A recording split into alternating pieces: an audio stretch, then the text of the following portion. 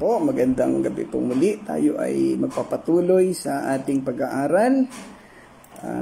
Tayo ay nasa kabanata ng ating pag-aaral ay nasa chapter 33. Yan.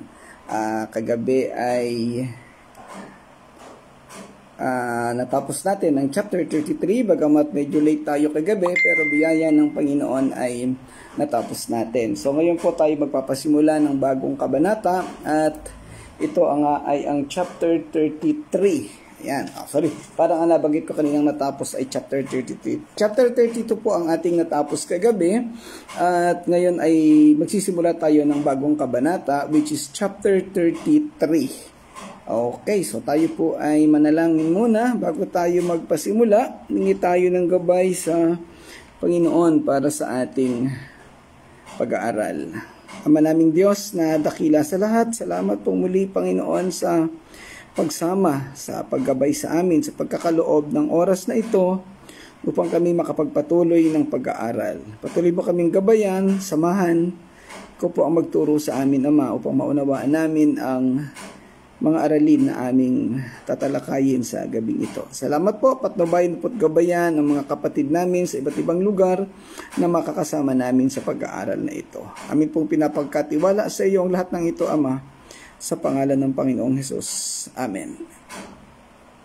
Okay, yan. Magandang gabi, Ate Alma. Salamat. At bagamat masama ang pakiramdam, sige, makinig lang po kayo ng ating pag-aaral sa gabing ito. Tayo nga ay nasa chapter 33. So, bigyan natin ng kaunting recap ang ating natapos na pag-aaral kagabi, which is chapter 32. Basically, ang tema ng chapter 32 ay tumutukoy sa pagbabalik ng Panginoong Hesus. May tatlong tema ang kabanatang ito. Chapter 32, ang pagbabalik ng Panginoong Hesus at paghahari niya. And then sa bandang dulo, yung pagbaba ng banal na espiritu. And then yung paghatol sa Israel o sa Juda dahilan sa kanilang katigasan ng ulo, dahilan sa kanilang pagwalang bahala o yung pagiging kampante. Sa kanilang pagwalang bahala, kinalimutan nila ang kapakanan ng ibang tao kaya sila ay hinatulan ng Panginoong Diyos. So bukod pa dito, ang tinalakay lamang sa kabanatang ito, chapter 32, ay yung pagwalang bahala nila. Subalit alam natin na napakaraming mga naging pagkukulang at pagsuway ng mga Israelita sa Panginoong Diyos. Kasama na yung pagsamba sa mga Diyos-Diyosan, yung pagtitiwala sa ibang lahi, at iba't iba pa. Magandang gabi, Pastor Nanding. Salamat po, nandiyan na kayo. At syempre sa huling bahagi ng chapter 32, laging nandun yung tema ng restoration o yung pagkapanumbalik, wherein yung lahat ng kahirapan, ng mga pangit at kabigatan na naranasan ng mga Israelita ay tatanggalin lahat ni Yahweh. At ito'y papalitan niya ng panibagong buhay o panibagong pagpapala. So yung tatlong tema na yon, yung pagdating ng hari ng Panginoong Hesus, yung paghatol at yung pagkapanumbalik, yun yung tema na inikutan ng chapter 32. At dito sa chapter 33, halos pareho rin ng nilalaman. Mas binigyan lamang ng emphasis yung mga kaluwalhatian na mangyayari sa panahon na dumating na ang Panginoong Hesus o ang Panginoong Diyos ang direktang naghari dito sa mundo. So halos pareho ng tinatalakay ang chapter 32 at chapter 33. Yan. So bago tayo tumalakay, ating nakaschedule na talakayin sa gabing ito ang verses 1 and 2. Pero dahil ito'y nagpagsisimula ng bagong kabanata, tayo muna ay magsimula sa panimulang pag-aaral. Magandang gabi, Tess. Salamat sa iyong pagsama sa ating pag-aaral sa gabing ito. So, ang chapter 33 ay isang pagpapahayag ng parehong paghatol at pagtubos, kagaya ng binabanggit din sa chapter 32. Inilalarawan nito ang paghatol ng Diyos sa mga kaaway ng Juda at ang sumunod na kapayapaan, kasaganaan at kaligtasan na ipinangako sa bayan ng Diyos. Binibigyang diin nito ang soberanya ng Diyos at ang mga pagpapalang dumadaloy mula sa pananampalataya sa Kanya. Sa huli ay itinuturo sa isang tumuturo o pointing out doon sa isang hinaharap na kung saan ang matuwid ay makakaranas ng pagpapala at kaligtasan. Magandang gabi, Pastor Mario. Salamat sa iyong pagsama sa pag-aaral natin. Ayan. So tayo, Pastor Mario, ay nasa chapter 33 ng Isaiah. Yan ang ating tatalakayin ngayong gabing ito. Ang konteksto ng kabanatang ito ay naglalaman ng mga salaysay ng mga paghatol ng Diyos sa mga kaaway ng kaniyang mga tao. O pwedeng tumutukoy ito sa Assyria o sa Babylonia. But basically, dito sa mga talatang ating tatalakayin, nakafocus doon sa Assyria na sa panahon ni Haring Senakherib pa rin. Ang kaniyang mga sitwasyon na nangyari sa kapanahonan na yon. So ito yung panahon kung saan ang nangunguna sa Juda ay si Haring Hezekiah. Parang yung mga nauna ring kabanata. Yan. At ito ay nakafocus doon sa paghatol nga ng Diyos sa mga kaaway o doon sa Assyria na siyang nagpahirap sa kaniyang mga tao o yung mga mamamayan, mga Israelita sa Juda o sa Jerusalem. At ang pagkakabaloob niya ng kapayapaan at comfort at ang masayang kalagayan sa kapanahunan din natin ngayon. Magandang gabi, Sir Daniel. Salamat sa iyo pong pagdaan at pagsama sa aming pag-aaral. Ang tumatalakay din ang kabanatang ito sa sitwasyon ng Juda na tumutukoy sa panahon ng kahirapan at pagbabanta na malamang na tumutukoy sa imperyo nga ng Assyria. Ang paghuhukom ay tumutukoy sa kapanahunan ni Haring Hezekiah na tinalakay sa ikalawang Kronika chapter 32 kung saan ininsulto ni Haring Senakherib ang mga Israelita, si Hezekiah at maging ang Diyos na si Yahweh. Ang kabanatang ito ay sumasakop pa rin sa kasoberanya ng Diyos. Tinatampok ng kabanatang ito ang kapangyarihan at kontrol ng Diyos sa mga kaganapan, kapwa, paghatol at pagpapalaya. Ang paghukom sa mga kaaway ay inilalarawan din ng kabanata kasama ang pagbawasak ng Diyos sa hukbo ng Assyria na binibigyang diin ang kanilang pagkatalo at ang mga nasamsam na kinuha ng mga taga-Juda. So kung ating babalik-aralan doon sa 2 Chronicles chapter 32 verses 21-22, ito yung sitwasyon na I think nagsimula sa verse 17, ano? Ito yung sitwasyon na pinaligiran ng mga Assyrians ang bayan ng Jerusalem. At doon ay nagpasabi sila, nagbanggit ng maraming mga pamimintas doon sa kay Haring Hezekiah. Ang sitwasyon na to ay lulusubin nila ang Jerusalem. Subalit, dahilan sa kanilang pambubusong o pag-iinsulto kay Yahweh, nagpadala si Yahweh ng isang anghel at doon ay pinatay niya ang mga Assyrians. At si Haring Senakherib naman ay takot na bumalik sa Assyria. Ang nakakalungkot, pagdating niya doon ay pinatay siya ng kaniyang mga anak. Yan. So yun po yung nangyari. Yung detalye na yun ay tatalakayin din dito sa kabanatang 32. Yan. Okay. Ang buod ng kabanatang ito, ang kabanatang ito ay mayroong 24 na talata at ito ay sumasakop sa napakalalim, napakalawak na nilalaman ng kabutihan ng Diyos, ang kaniyang pag-aaruga sa kaniyang mga anak at iaakma din natin sa ating kasalukuyang panahon. Magandang gabi, Irene. Salamat sa iyong pag-join. Okay, ang unang talata ay tumutukoy sa pagkawasak ng hukbo ng mga Assyrians. Ang ikalawang talata naman ay panalangin ng mabubuting tao sa Diyos sa panahon ng paghihirap. Sa talatang 3, ang tinutukoy naman ay kung ano yung mangyayari sa tao kapag kasama natin ang Diyos. Magandang gabi, Brother Edgar. Salamat sa iyong pagsama uli. At sa talatang 4, Ito na may tumutukoy sa pagpapayaman sa mga Hudyo buhat sa mga nakuhang kayamanan sa kampo ng Assyria. So napakaraming tinatalakay dito at ito iisa-isahin natin sa loob ng mahigit 1 linggo. Ayan. Okay, so punta po tayo sa ating pangunang talata, yung verse 1. So ngayong gabi ngayon tatalakayin natin ang talatang 1 hanggang 2. So para mas maunawaan natin, gumamit ako ng 4 na salin ng Biblia.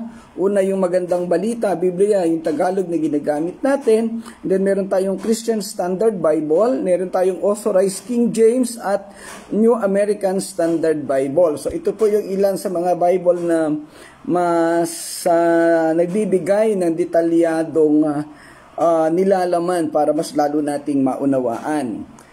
Sabi sa Magandang Balita, Biblia, mapapahamak ang aming mga kaaway, sila'y nagnakaw at nagtaksil, kahit na walang gumawa sa kanila ng ganito. Ngunit magwawakas ang ginagawa nilang ito, at sila'y magiging biktima rin ng pagnanakaw at pagtataksil.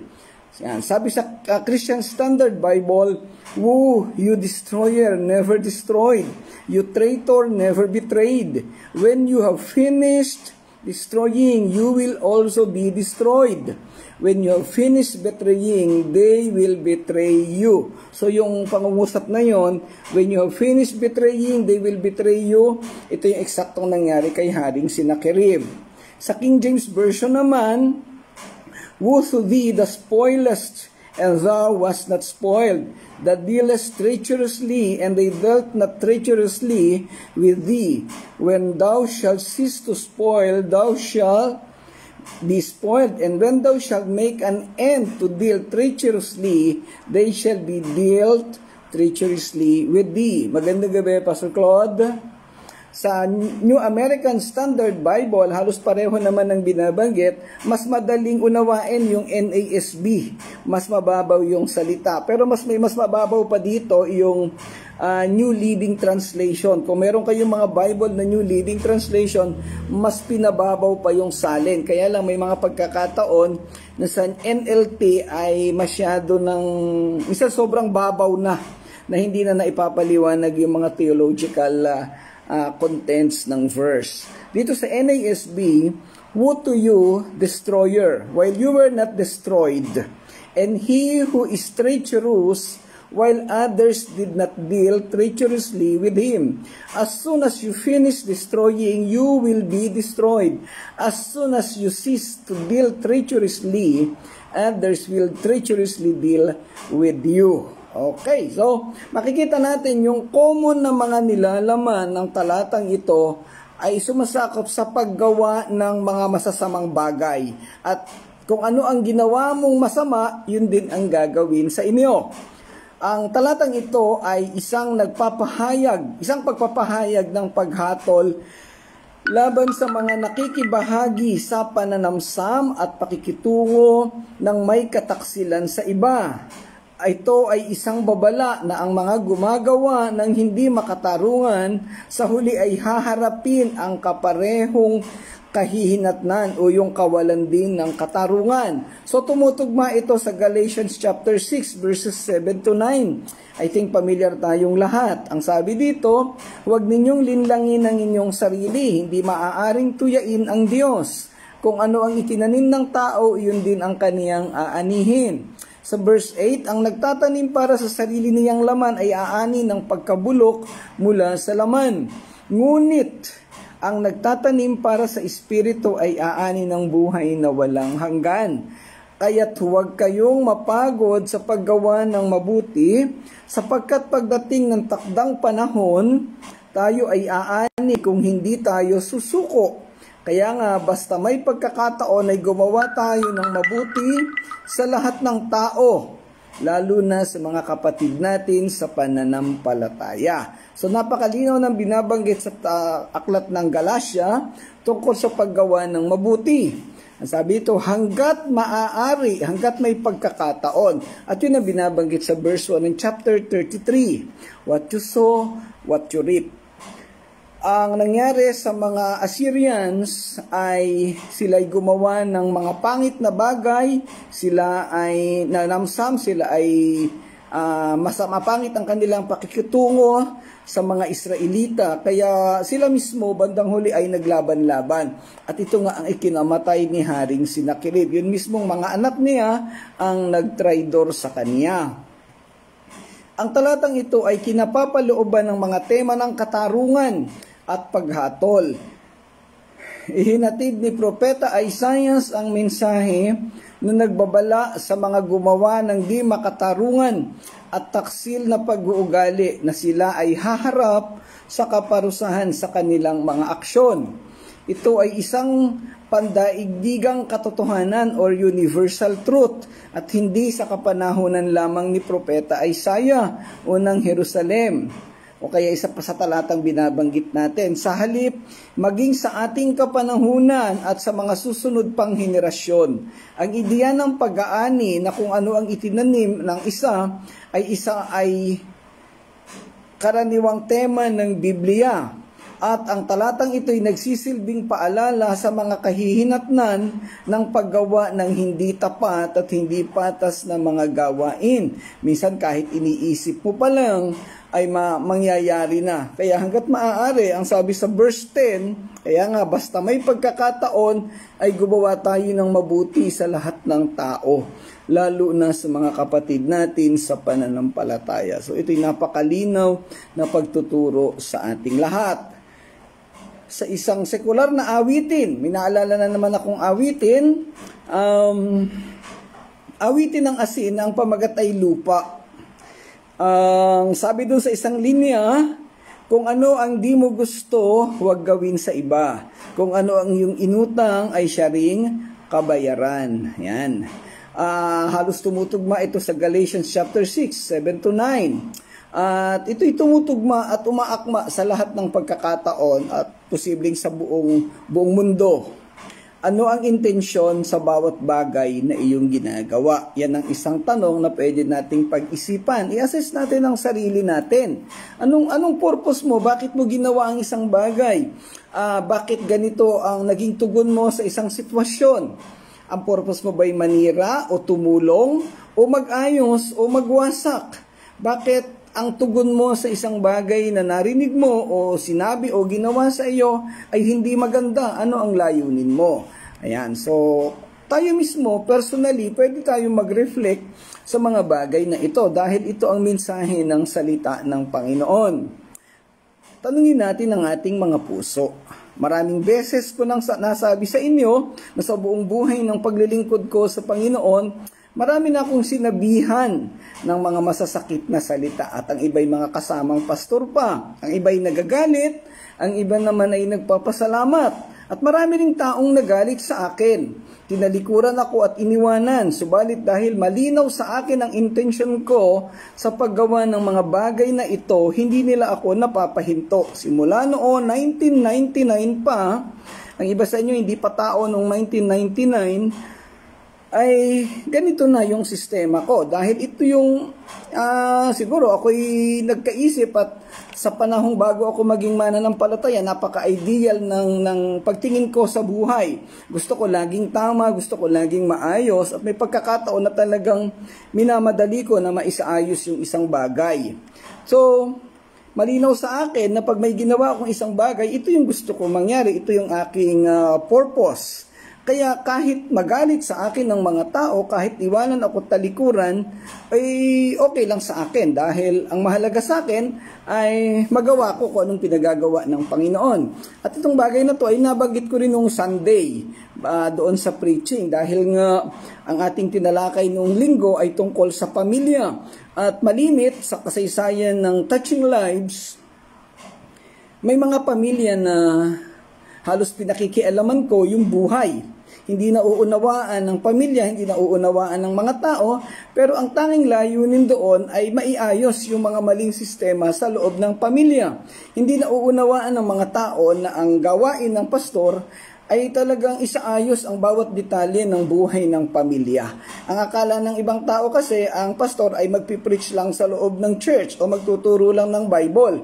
Pero kung mauunawaan natin na yung gawain ng pagtuturo ng Bible, lahat sinasakop ng Biblia pamilya, pagpapalaki sa mga anak, pagpapaaral, pati yung paghanap ng karelasyon, o kaya ay pagkakasal, lahat ng aspeto ng buhay. From birth to death, buhat sa kapanganakan hanggang sa kamatayan. Di ba, naaalala natin? Pag yung bata ay pinanganak o buntis pa lang yung nanay, ipinapanalangin natin. Pag nanganak na, ipinapanalangin. And then dadalhin sa church at ihahandog. So, dedication. Ngayon, pag namatay na yung tao, pastor pa rin minsan ang tinatawag para magkaroon ng necrological service hanggang sa paglilibing. So ito'y malinaw na nagpapakita na ang lahat ng aspeto ng buhay ng tao ay sinasakop ng Biblia, sinasakop ng Diyos. At dahil yung mga pastor, ang responsibilidad, kinatawan ng Diyos sa lupa ay talagang naandun yung sistema ng pagpasok sa mga bahagi ng buhay. So nandyan si Pastor Nanding, mas experience yan kaysa sa atin. At syempre si Pastor Mario, misyonero yan sa kung saan ang lugar. Sigurado ako na mapapayag sila sa mga sinasabi ko na yan dahil karanasan din nila. At sigurado rin ako, nakaranasan na rin nila na may mga taong nagagalit sa kanila dahilan minsan sa kanilang pagpasok sa buhay ng mga tao. Ayan. At yan, siyempre si Pastor Claude, habang nagsisimulang magpastor, naniniwala ako na ihinahanda ng Panginoon sa ganitong gawain. Si Propeta Isaiah sa talatang ito ay ganito yung kaniyang buhay.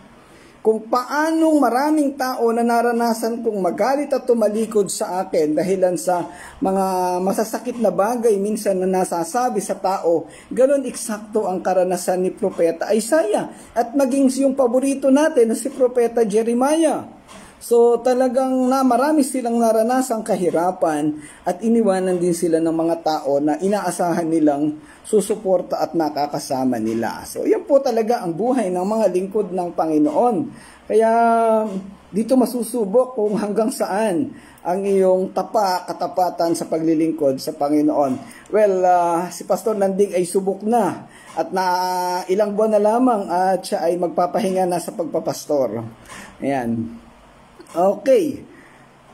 Sa mga sitwasyon ng buhay sa ating paglilingkod sa Panginoon, kagaya na binabanggit sa talatang ito, hindi talaga natin maiiwasan ang pumasok o manghimasok sa buhay ng may buhay dahil buhay ang ating gawain. Sa talatang ito, malinaw ang naging resulta ng mga maling ginawa ng mga kalaban ng Israel, partikular ang mga Assyrians at sa mga susunod na panahon ng mga taga-Babylonia. Yung ultimate na epekto ng kanilang ginawang mali ay bumalik din sa kanila. Ngayon, ito yung dahilan bakit yung mga pastor ay hanggat maaari nanghihimasok o pinapasok yung mga sistema ng buhay ng mga tao sa church dahil iniiwasan natin na lumawak yung problema. Habang nagsisimula pa lang yung sigalot o yung anumang mga issues or concerns ay ini-address na para hindi na lumawak kasi mas lalong mahirap bigyan ng solusyon pagka lumawak na. Hanggat maaari nga naandun tayo sa quality management system, familiar si Brother Edgar dyan, yung corrective and preventive action. Mahirap pag nangyari na yung problema, corrective ang mangyayari doon. Minsan hindi na nasosolve. So hanggat hindi pa nangyayari ang problema, doon tayo sa preventive. Iiwasan na natin na mangyari agad ang problema. Kaya pag may nakita, pag may naramdaman, o parang alam mo, merong discernment ang bawat Kristiyano So nararamdaman niya, uy, may nangyayaring kakaiba. Ayan, i-address na natin agad para hindi na lumawak. At yun po ang sistema na nasa Bible. Yan ang ipinagagawa sa atin. Kaya magalit man ang mga tao, wala tayong magagawa. Okay, ang talatang ito'y tumutukoy pa rin sa mga palalong gawain ng mga Assyrian na pawang kinapapalooban ng pandaraya at karahasan. Ang mga kasalanang ginawa nila sa mga Israelita ang pagsamsam at pagnanakaw sa kanilang mga pag-aari, ang pang-aapi at pagtataksil sa mga kasunduan ay magbubunga ng kapahamakan. Ang isang sitwasyon ng kapalaluan ng Assyria ay mababasa natin sa Ikalawang Kronika chapter 32 verses 1 to 23. Ang kaparusahan na dapat niyang ikahulog dahil sa mga kasalanang ito, siya na sumamsam na sa mga lungsod ng Juda kasama ang kaniyang mga hukbo ay nalipol ng anghel na isinugo ni Yahweh. Sa talatang ito, rin ipinahayag ang parehong pagtataksil ng mga anak ni Sennacherib sa kanya. Nang pumasok siya sa templo ng kaniyang Diyos, pinatay siya sa saksak ng sarili niyang mga anak. Bumalik sa kanya yung ginawa niyang pagtataksil sa mga Israelita. Dapat nating maunawaan na lahat ng kasamaan ay may hangganan. Sa dulo ay laging mangyayari ang mga hatol sa mga maling ginawa at ang mga gumagawa ay laging may nag-iintay na kaparusahan. Gaya ito ng hindi pagsunod sa Diyos sa kawalan ng pananampalataya. Sa dulo ay makakamit nila ang kapahamakan ng apoy ng impyerno. Ang ideya ng pagsira at pakikitungo ng may kataksilan ay kumakatawan sa kawalang katarungan at pang-aapi na ginawa sa kanila ng mga kaaway ng Juda. Kung maalala natin sa chapter 32, yun mismong mga Israelita ay gumawa ng mga pang-aapi at mga gawaing walang katarungan, kaya bandang huli sila mismo ay hinatulan ni Yahweh. So talagang walang makakalusot kay Yahweh o sa Panginoong Diyos. Nalalaman niya ang lahat ng bagay at gagawin niya ang lahat para maipatupad ang kaniyang batas at magkaroon ng katarungan sa bayan o sa lupa. Ang babala ng pagiging palalo at pakikitungo ng may kataksilan ay nagsisilbing isang makapangyarihang paalala na nakikita at hahatulan ng Diyos ang lahat ng kilos, lalo na yaong nagdudulot ng pinsala sa iba. Sa mas malawak pang kahulugan, ang talatang ito ay maaari ding ilapat sa anumang sitwasyon kung saan naganap ang kawalang katarungan at pang-aapi. Ito'y nagsisilbing paalala na sa huli ang mga nakikibahagi sa mga ganong maling ugali ay haharap sa mga kahihinatnan para sa kanilang mga aksyon. Yung resulta, lagi tayong may cause and effect, no? Yung pinagmulan at yung magiging resulta. Nag-aalok din ito ng pag-asa sa mga nabiktima at tinitiyak sa kanila na nakikita ng Diyos ang kanilang pagdurusa at ang hustisya para sa kanila ay pagkakaloob sa takdang panahon. So laging may resulta, laging may mangyayari at hindi papabayaan ng Diyos na mabaliwala o manatiling naaapi ang mga tao, lalo na yung kanyang mga mahal na mga anak. Ayan. Okay, so tuloy tayo sa verse 2. Hindi na natin tatalakayin pa yung ibang detalye dahil halos pare-pareho naman ang tinatalakay dito sa verse 1 na to, yung iba pang detalye. Lahat ay tumutukoy sa resulta ng mga ginawang kamalian ng mga tao o ng Assyria. At napakalino ng binabanggit, mapapahamak ang aming mga kaaway. Yan, sabi doon sila'y nagnakaw at nagtaksil kahit na walang gumawa sa kanila ng ganito. Ayan, kaya ang paalala nito, tayo ay matutong gumawa ng tama. Piliin natin yung tama. Huwag nating piliin yung mali. Minsan sa buhay natin kasi, mas magandang ginagawa daw yung mali. Mas nag-i-enjoy ang tao pag mali ang ginawa. Ay kaya lang tayo po ay mga Kristiyano. Tayo ay mga mananampalataya at nakikita sa atin si Kristo. Kaya wag nating piliin yung mga ganong bagay. Okay, punta tayo sa verse 2. Sabi dito, kahabagan mo kami o Yahweh, kami naghihintay sa iyo. Ingatan mo kami araw-araw at iligtas sa panahon ng kaguluhan.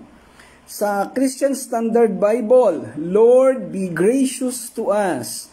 We wait for you. Be our strength every morning and our salvation in time of trouble. Sa King James, O Lord, be gracious unto us. We have waited for thee. For be thou their arm every morning, our salvation also in the time of trouble. At ito'y mas madaling salin sa New American Standard Bible. Lord, be gracious to us. We have waited for you. Be their strength every morning. Our salvation also in the time of distress. So halos pare-pareho yung binabanggit doon sa King James, sa Christian Standard Bible at sa New American Standard Bible. Medyo kakaiba lang talaga yung salin sa Magandang Balita, Biblia. Okay. Ang talatang ito ay nagpapahayag ng isang pagsusumamo para sa biyaya at kaligtasan ng Diyos. Ipinapakita nito ang pagkilala ng propeta sa pangangailangan ng banal na intervensyon o pakikialam ng Diyos at ang paniniwalang ang Diyos ang tunay na pinagmumula ng lakas at pagpapalaya. Ang aklat ni Isaiah ay puno ng mga propesiya at mensahe mula sa Diyos na nagbabala sa mga tao ng Israel sa kanilang pagsuway at sa mga kahihinatnan ng kanilang haharapin kung patuloy silang tatalikod sa Panginoon. Ang talatang ito ay naglalaman ng mga babala at pagsusumamo ni Isaiah habang nananawagan siya sa mga tao na magsisi at bumalik sa Diyos. Ang unang bahagi ng talata nagsasabing, O Panginoon, mahabag ka sa amin. Kami ay nag-iintay sa iyo. Ay nagpapakita ng pagsusumamo ng propeta para sa awa at habag ng Diyos. Sinasalamin nito ang pagkilala sa pangangailangan ng mga tao sa biyaya ng Diyos sa kabila ng kanilang mga pagkukulang. Itinatampok din ito ang kahalagahan ng paghihintay at pag-asa sa Panginoon. Nagtitiwala na tutulungan sila sa kaniyang eksaktong panahon, the time of God. O Panginoon, maawa ka sa amin. Yan ang binabanggit dito. Ano po? Ang pagsusumamo na ito ay para sa biyaya, ay nagpapakita ng malalim na pagtitiwala sa awa ng Diyos. Isang paulit-ulit na tema sa buong Biblia. Ang mga Israelita ay madalas na nasa mga sitwasyon kung saan kailangan nila ang banal na pakikialam ng Diyos, divine intervention. At ang sigaw na ito ay umaalingaw-ngaw, it echoes sa mga panalangin ng maraming tao sa Biblia. Magandang gabi, Sister Jane, maging ang sa ating kapanahunan. Alam nyo, madalas yung mga ganitong salita ang laman ng aking mga panalangin at pakikipag-usap sa Panginoon, lalo na sa mga kapanahunang ito. Napakaraming mga mabibigat na sitwasyon na pinagdadaanan. Ang kahilingan para sa biyaya ay kumikilala sa kakulangan ng tao at ang soberanya ng Diyos. Nagbibigay ito ng pagkaunawa na ang biyaya ay hindi pabor, sa halip regalo o bigay ng Diyos sa kanyang kalooban o at otoridad o ang tinatawag nating soberanya. Ito rin ay tinatawag nating sukdulang biyaya ng Diyos sa sangkatauhan. Meron tayong kinakanta dati, yung sukdulang biyaya, no? At yun ay tumutukoy sa kagandahang loob ng Diyos, yung kanyang pagliligtas sa atin. Tatandaan natin, hindi pabor ang biyaya ng Diyos. Kasi pag sinabi mong pabor na tinuturo ng mga prosperity churches, pag may nagawa kang maganda, bibigyan ka daw ni Lord ng pabor. Parang Roman Catholic po yun, merits and demerits. Ang pagtulong ng Diyos sa tao, sa mga mananampalataya, ay ayon sa kanyang kalooban, ayon sa kanyang soberanya or otoridad. Ang Diyos ang nakakaalam kung ano ang karampatan, kung anong dapat na ibigay at itulong sa atin, ayon sa kanyang kalooban, ayon sa kanyang disenyo. Kasi pagkapabor, parang ano ba yun? Pagandahang lalaki ba yun? Pagandahang babae? Pagwapuhan ba yun? O patangkaran? Pagka ganun, talong-talo po ako doon. Kaya hindi yun ang sinusunod ng Diyos. Okay, ang isa pang sa pariralan na binabanggit, hinihintay ka namin. Ang paghihintay sa Panginoon ay isang karaniwang payo sa Biblia na nagbibigay diin sa pagtitiwala at pagtitiyaga. Ang pariralang ito ay nagmumungkahi ng isang postura ng pag-asa at pagtitiwala sa oras ng Diyos sa halip na pagsisikap ng tao, nakatuon sa Diyos, nakatuon sa kanyang kalooban at kaparaanan, hindi doon sa pamamaraan ng tao. Ito'y sumasalamin sa mga sipi tulad ng awit 27 o kaya ay sa Isaiah chapter 40 na naghihikayat sa mga mananampalataya na makahanap ng lakas at pagbabago sa paghihintay sa pagkilos ng Diyos. Sa kasaysayan ng mga Israelita ay madalas na naghihintay ng kaligtasan mula sa kanilang mga kaaway. At ang paghihintay na ito ay isang pagsubok ng pananampalataya at pagtitiis. Sa ating kapanahunan, tayong lahat na mananampalataya sa Panginoong Hesus ay naghihintay ng katuparan ng ipinangako sa atin na kaligtasan. Hindi natin alam eksakto kung kailan ito darating, pero ito'y nagbibigay ng katiyagaan sa atin at pagsukat sa pananatili, sa pagtitiwala sa Diyos. Sa mga praktikal na sitwasyon, maraming aspeto ng buhay na tayo'y nag-iintay sa katuparan ng ating mga pangarap, sa pagdating ng mga taong iniintay, sa kaayusan ng maraming kaguluhan, sa paglago ng mga gawain, at napakarami pang iba. Lahat, ang araw-araw na pamumuhay natin ay laging may kaakibat na pag-iintay. At sa panahon ng pag-iintay, naandun lagi yung ating pagsusumamo sa Diyos, yung pagtitiwala sa Kanya. Minsan sa kahabaan ng panahon ng pag-iintay ay natatalo ang tao, lumilipat ng pag-asa, parang yung nangyari din sa mga Israelita. So bakit tinatalakay ang talatang ito? Para tayo'y paalalahanan na gaano man katagal ang ating pag-iintay, hindi tayo dapat nasumuko, hindi tayo dapat mawala sa Panginoon. Sa Kanya lamang tayo aasa habang tayo ay nandito sa mundo. Okay. Ang ikalawang bahagi ng talata, ang sabi dito sa magandang balita, ingatan mo kami araw-araw at iligtas sa panahon ng kaguluhan. Sa King James ang ginamit, "Feed thou their arm every morning, our salvation also in the time of trouble." Sa CSB, "Strength every morning and salvation in the time of trouble." At sa NASB, "Strength every morning, our salvation also in the time of distress." So, ang iba't ibang salin na ito ay nagpapatibay sa tema ng pagtitiwala sa Diyos para sa lakas, pagpapalaya at kaligtasan sa panahon ng kagipitan at kahirapan. Sa panahon na wala ng ibang maaasahan, ang imahe ng Diyos bilang kanilang braso tuwing umaga ay sumisimbolo sa kanyang patuloy na suporta at paggabay na nagpapanibago sa kanilang lakas araw-araw. Ang bahaging ito ay binibigyang diin din ang pangangailangan para sa Diyos bilang kanilang kaligtasan sa mga oras ng kaguluhan, distress, time of distress, na nagpapatibay sa ideya na siya ang kanilang tunay na pinagmumulan ng kalayaan o kaligtasan at proteksyon. Wala tayong magagawa kung tayo ay hindi aasa sa Diyos. Ang dami na nating nabasa at napag-aralan, ang dami nang narinig na mensahe, at nagpapatunay na ang ating pag-asa, ang ating kalakasan ay tanging sa Panginoong Diyos lamang natin makukuha. Ang John chapter 15, itong mga nakalipas na aklat sa Isaiah ay nagpapatunay sa mga bagay na ito.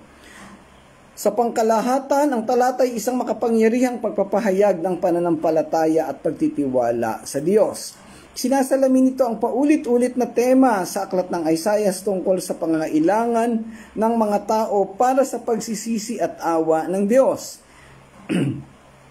Ito ay nagpapahayag at nagtuturo, nagpapaalala sa atin na manatili sa ating pagtitiwala at pag-asa dahil wala tayong ibang maaasahan kung hindi ang Panginoong Diyos lamang. Sa mas malawak na pananaw, ang talatang ito ay maaari ding ilapat sa sariling buhay natin ngayon. Ito ay nagsisilbing paalala sa kahalagahan ng paghahanap ng biyaya at kaligtasan sa Diyos, lalo na sa panahon ng problema at kahirapan. Hinihikayat tayo nitong maghintay sa Panginoon at magtiwala sa Kaniyang paglalaan. Batid niya na siya ang ating tunay na pinagmumulan ng lakas at kaligtasan. Mga kapatid, saan ka lalapit at hihingi ng tulong sa panahon ng iyong kagipitan? Malinaw na ang Diyos ang nag-iisang pinagmumulan at nagkakaloob ng tulong sa lahat ng lumalapit sa Kanya. Dapat din nating maunawaan na ang Diyos ay gumagamit ng mga tao na maaaring makapagbigay ng tulong sa mga taong lumalapit sa Kanya. Bilang mga mananampalataya at tagasunod ng Panginoon, dapat nating alamin ang mga taong ginagamit ng Panginoon para mabigyan ng solusyon ang ating mga kabigatan at problema.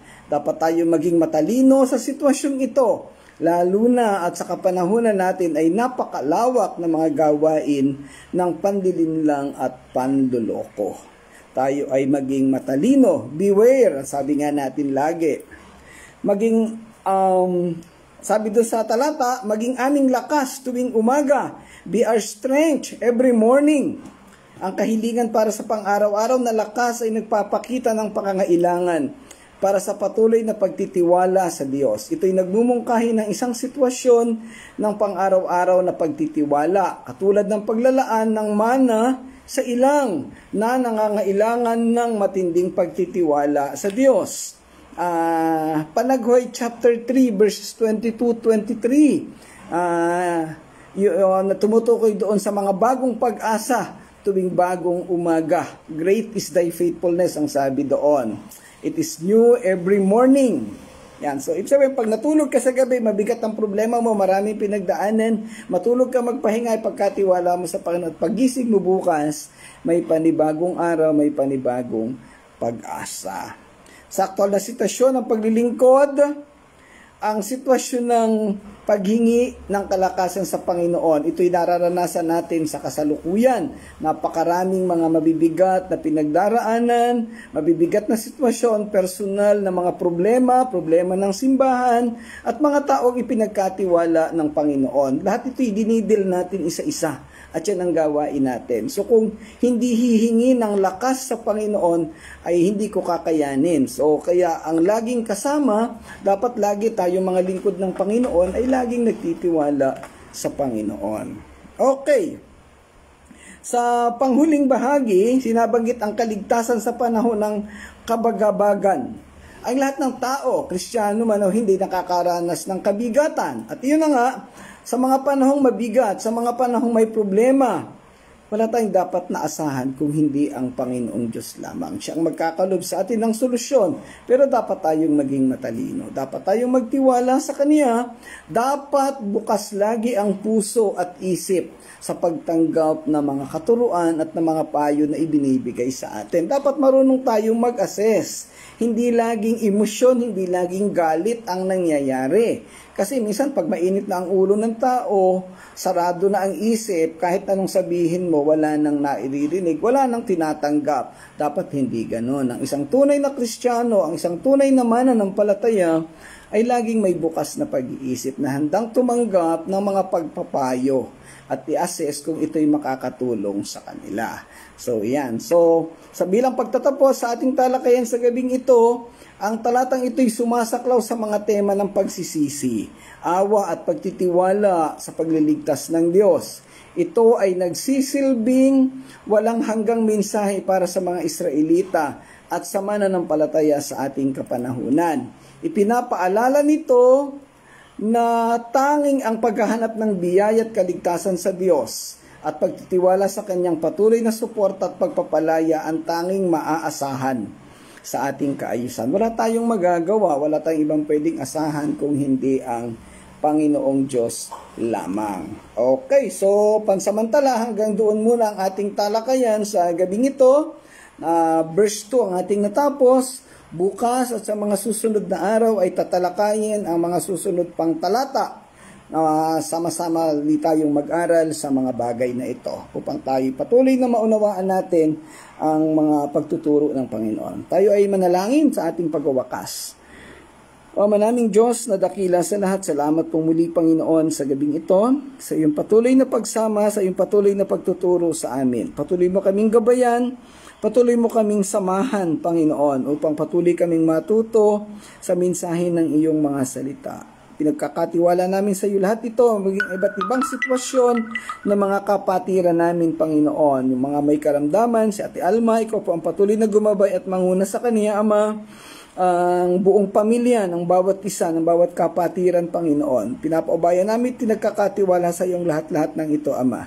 Sa pangalan ng Panginoong Hesus. Amen. Amen. Okay, maraming salamat muli mga kapatid sa inyong pagsama at pagtangkilik. Kita-kita tayo sa mga susunod pang mga araw. God bless everyone. Bye-bye po.